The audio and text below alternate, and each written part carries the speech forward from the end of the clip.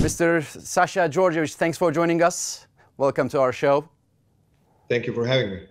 I would like to start from the summer term and general evaluation, of course. The Fenerbahçe board was making a team roster with the coach Igor Kokoshkov, but suddenly or not, he got an offer from the United States and he went to the US. And after that, they offered to you as a coach for a replacement. How did you evaluate the offer after building that team roster, and how do you see your team's point in the middle of the season up to right now? Well, you started from a long time ago. It's already in the past, and it's just a detail that is interesting for the story, but not much in that. Once you receive an offer from the management, and you start thinking about how to make this team play in a right way. Obviously, I was not involved in any of the construction of the team, but Fenerbahçe is a great club. It's a great team, and then our job, whoever is working here, and especially myself in a position of a head coach, is to make the team look good on the floor. And it was a big challenge. It was a great name, historic name, and for me, I just wasn't thinking too much. After we sat down, we put the conditions on the table. We start working all together in a direction to get the team on a roll.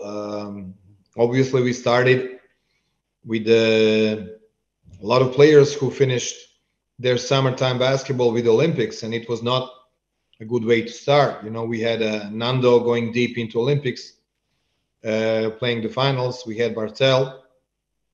We had also Henrik, who is playing with the Senegal national team. We had Jan Vesely playing the Olympics. So we had Marko Guduric coming of an injury, which was not an easy one. So the beginning was not the most ideal one, but it was a challenging. So once we put all the pieces together, we start putting our game on the floor. Other than that, coaches always like to have their own ideas. They always like to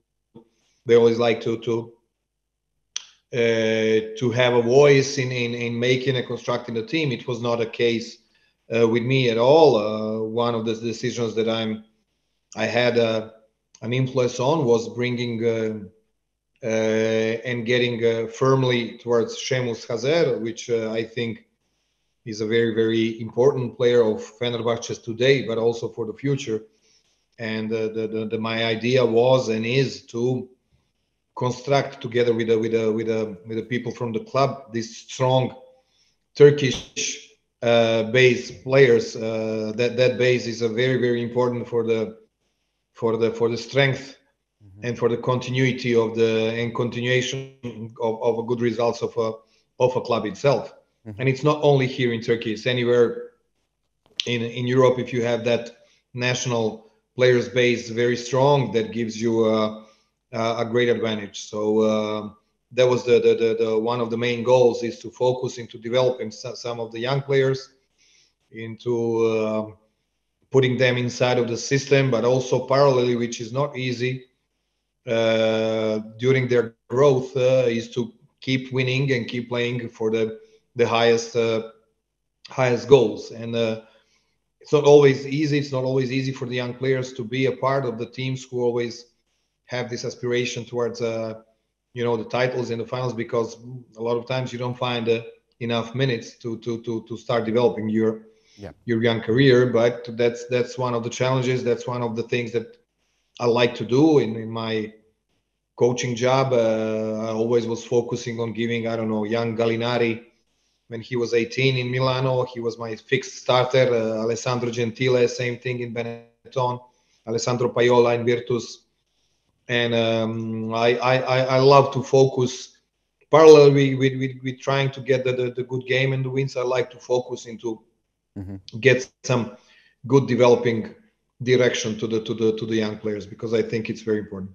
Okay, certainly with many major injuries you got, like Nando De Colo and Vesely had injuries, and sometimes from COVID or with similar situations, Fenerbahçe had sometimes problems. How do you evaluate? Would you like to evaluate about the? It seems to me all the times. Yeah. This, Also you. this How do season you is affect? so. I was talking to the players, and one player that just got back today actually just showed up. His face here was the shown player, and he said, you know, last year he thought it was really terrible, but this year was even worse in this direction with this aspect of injuries and COVID, and it seems like it's never going to end. And but that's what it is. Of course, having Nando De Colo and Jan Vesely out in the same game on the same day was a really big hit for all of us. But I think we showed awareness of a situation. I think players reacted the way we played the whole year, which is with a lot of character, with a lot of fighting spirit, trying to get the best out of the game. And that's something that we all here in Fenerbahce could be proud of, because we really are fighting all together, nevertheless all the difficulties that we are fronting. And that's how it is. That's how it's going to be. That this is what we're trying to build, this strong character of togetherness, or feeling this closeness one to each other, try to help each other, and to overcome Also, these issues. you have Not written on easy. social media as well, like people with memory can fight. It is the army with courage. We have seen some players like Marko Guduric and Şehmus Hazer against Žalgiris Kaunas. Also Pierre Henry against Olympiacos. Would you like to say something about them?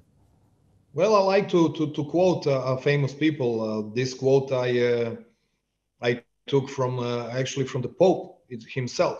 I saw some documentary, and since I'm trying to always every day learn new things, you know, I saw this one with the courage is army, and that's exactly what all my life I've been preaching and teaching in this new profession that I embraced as a coach, but also when I was in a previous profession as a player. I think without courage you don't go nowhere, and most of the times I'm surrounded either by the teammates or now by collaborators and by my players, with the people who show that kind of a courage once we are going into the battle. And that's what I like, that's what I love, that's what I believe in firmly. And this is what it's all about. Basketball at the highest level, that's what it's all about. So like I was saying to the Jean-Pierre today, we're talking a little bit. I said, I can't wait to see all of you guys together on the floor again, to see how we're going to look, because that's what I'm missing. The whole year we've been missing someone and somewhere, and you know, even him was a couple of times out of our roster, and that's something that you can never predict.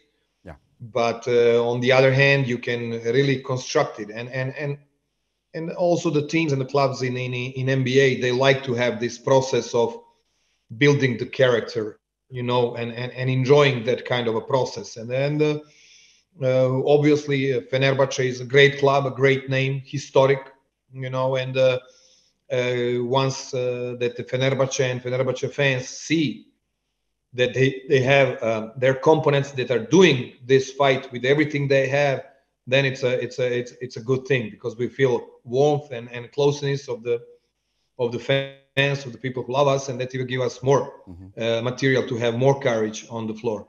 It's not always enough. You need quality, you need talent, you need timing, you need luck, you need all kind of stuff that is needed to win. But that's a construction. That's the beauty of this job. Okay, so we can define the Fenerbahçe's character as the coach, of course, for you, the courage or fight, we can say.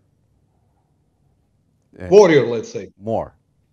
Let's say warrior. Warrior. Let's say warrior. Okay. Absolutely.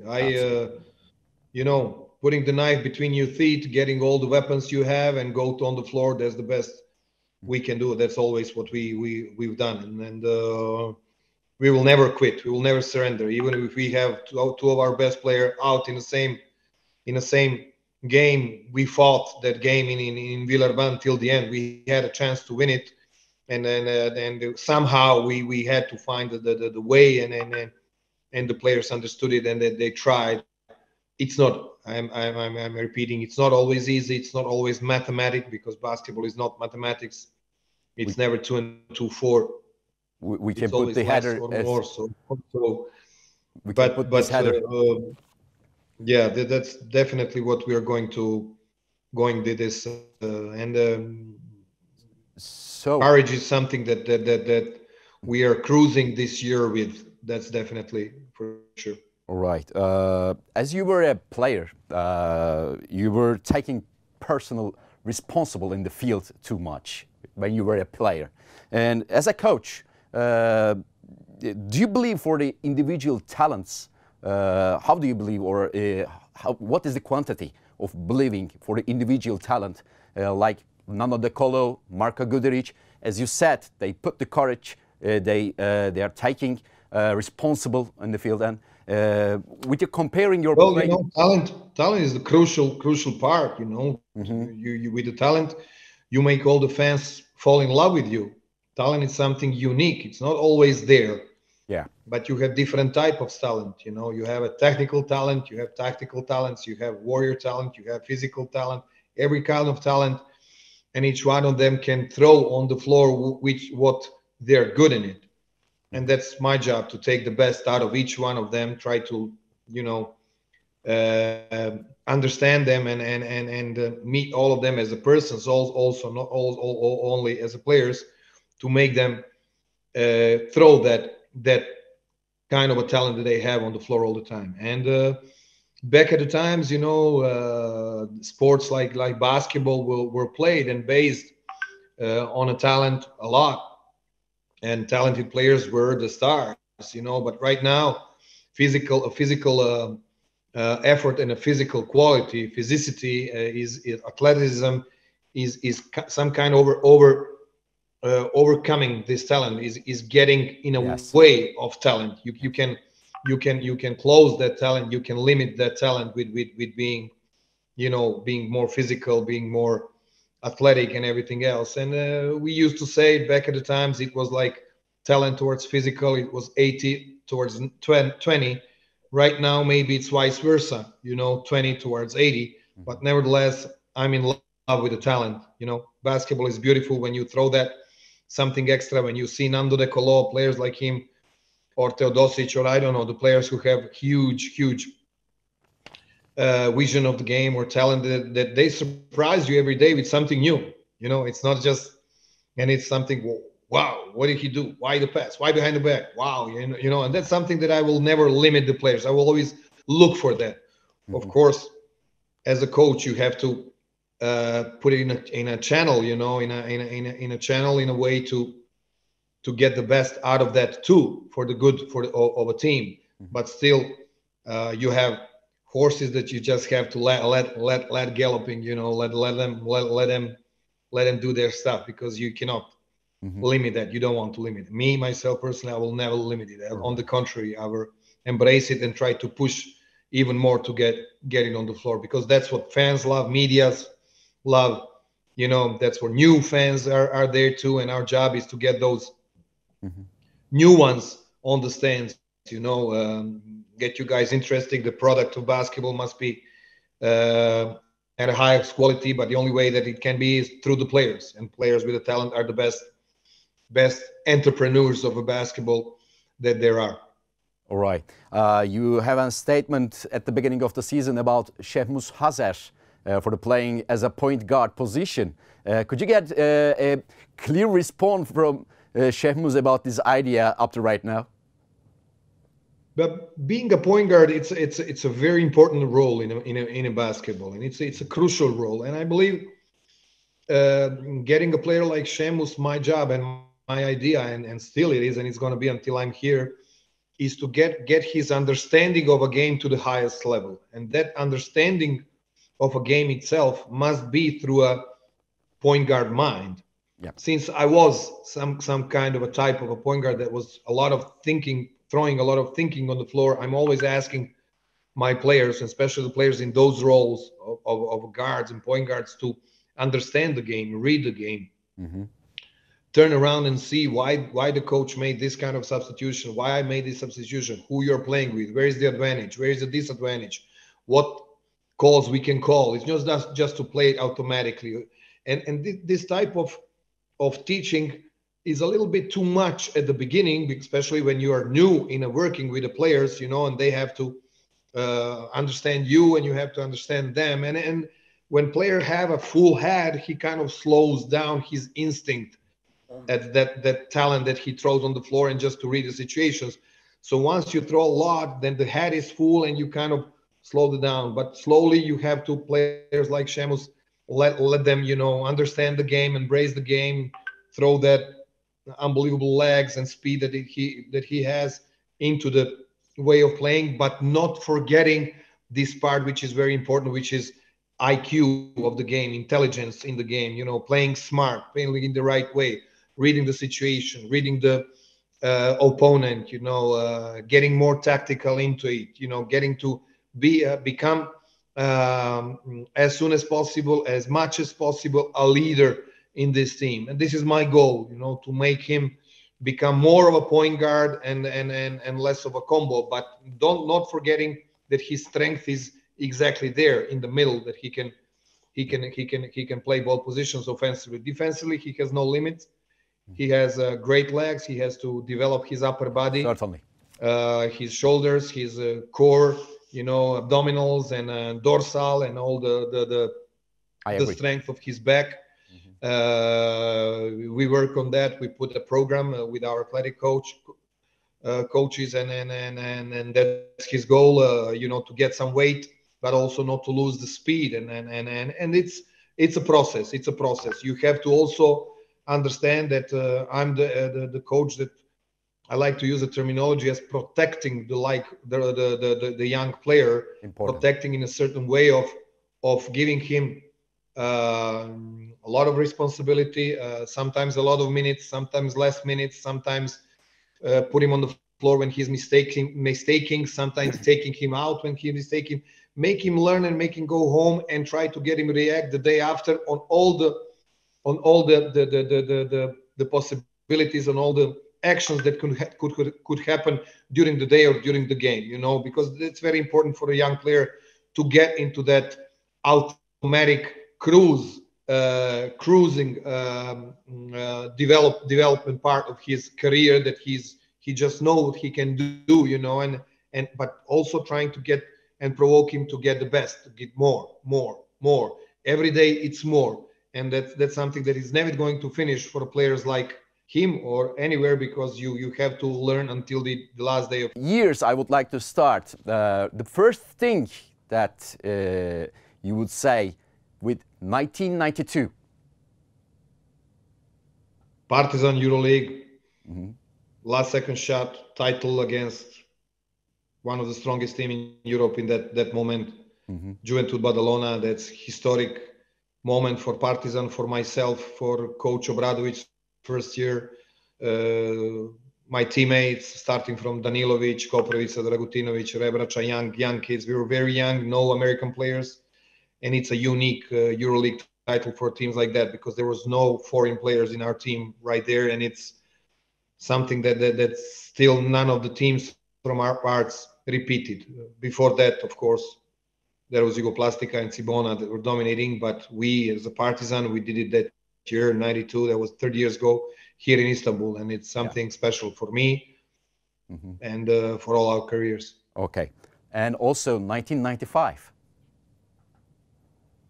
That was a finals against Lithuania, Lithuania, 95 in Athens. We won the gold after 3 years of embargo, total embargo against our country. It was a huge political, economic problems, world problems that were throwing on our heads. We played that European Championship really with a huge desire. We won it as gold medal. I scored 41 points in that finals, and I believe this is still a record in all the finals.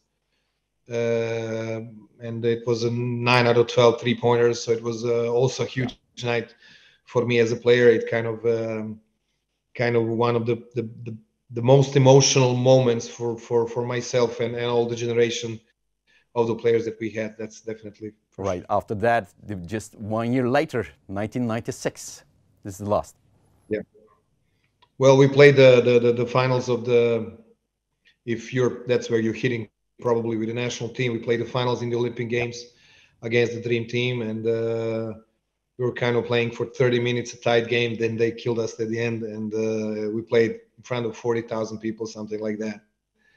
And it was a great finals. But for us, the semifinal was even more important. We played again a Lithuanian team with the great Sabonis and Karnišovas and all the stars that they had, and we kind of managed to go to the finals. So it was again really a confirmation of our strength. And it was a great generation of players with Divac, Danilovic, Paspalj, young Bodiroga, Rebraca, young Rebraca, and Savic was there.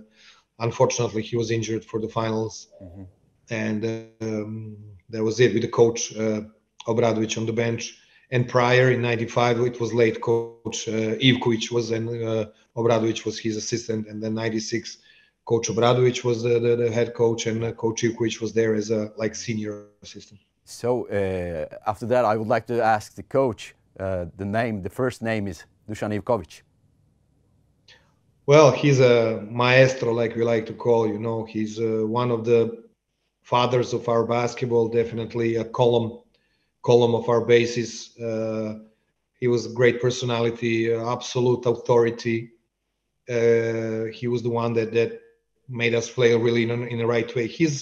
Maybe I said it once for the media, and he appreciated it a lot, because no one remembers those 3 years that we were prior to that 95. We couldn't play as a national team, and he was the one who was gathering us all the time in the summer, somewhere in Greece. He was working for PAOK and Olympiacos, I believe. And then we would just play for 2 weeks, 3 weeks, staying together, playing some friendly games and practicing under him. And he kept us together. Once we were in 95, we were ready to roll and to play. And, I took over the national team as a national team head coach after him in 2014. And he was always a great help, a great friend, a mentor. And me and all the coaches of our generation, we all can have words of thankfulness and gratefulness towards him. So I would like to ask Zeljko Obradovic, but you said many things about him. If you would, that's the best one ever. So okay, so he's the best one ever. So you can ask me anything. He's the one that really, as a coach, did unbelievable stuff, and he's as a person also. So we all look up to him, and try to learn from him. And I was his teammate. We were teammates. Then year after, he was a head coach, and we managed to win all 3 titles together with the EuroLeague title. That was something special. He was smart enough to take Professor Alexander Nikolic as his senior assistant. So he was helping us in the practices, and we grew up that year really in a great way. And then this year is actually 30 years of that title. So it's pretty special for all of us. Okay, last thing about the nostalgic part, the El Clásico. Oh, El Clásico is El Clásico. Well, here in Turkey you have El Clásico, right? Yeah. Fenerbahçe Galata, that's or against Efes. Derby is always a derby. But you had a special part Real in El Madrid Clásico. Barcelona. You had Clásico Real Madrid Barcelona is a huge one. Is a huge, and I had a luck and I'm very honored to be part of Barcelona for 3 years, and then Real Madrid for another 3 years, and played a lot of El Clásicos, and win the titles with both teams. And then it's something that is going to be always in my heart, especially because my 2 daughters are born in Spain. One is born in Barcelona, the older one, and the younger one is born in Madrid. So whenever there is a Clásico, we're kind of, sitting and now watching it, and they're kind of, okay, one is for one for team, you, the other for another. But that's special, Real Madrid and Barcelona are such a huge entities, such a huge powers of sports, not only soccer, basketball, and also the culture. You develop your culture, your identity as a person, as a first as a Spanish guy, but then even as international guys, if you had a chance and you're lucky to go through those and had a luck to be signed by those entities, it creates you as a person. It gives you a depth and a profoundness that you cannot find anywhere in the world, and it's something that I'm very grateful and I will always be towards both of the clubs. It's a special thing. El Clásico is super. But there is there's two special moments for you. But there are a lot of El Clásicos. You don't talk about Partizan and Red Star. That's also yeah, of course. But with Barcelona jersey, you were raising your arms in Palau Blaugrana in 1999. After 1 year, you were raising your arms with Real Madrid jersey in Palau Blaugrana too. It was really well. That's a unique thing. I don't think anyone else did it, and I'm proud of it. My first year with the Barcelona shirt, it was 96, 97. Yes. Or 96, 97. I signed in half the season from Portland. Yep. Came back and we played our 5th game in the finals in Madrid, and Barcelona won 3-2. So yes, I raised my hand. That was kind of a sign that I had. I was very, very happy to get that. Željko Obradović was a coach of Real Madrid team. It was El Clásico, unbelievable El Clásico. Mm-hmm. And then 3 years after that, I played my first year for Real Madrid team, and we won in the finals 3-2. And again, now the 5th game was in Barcelona court. Yep. They had the advantage, but Real Madrid won. We won the title 3-2, and again I raised my hands and was very proud of getting that title. And Mr. Djordjevic, thanks for joining us, and thank you for your special answers, and good luck for you. Thank you very much. Thank you. Appreciate it. Thank you. Thank you. Bye-bye. Bye-bye.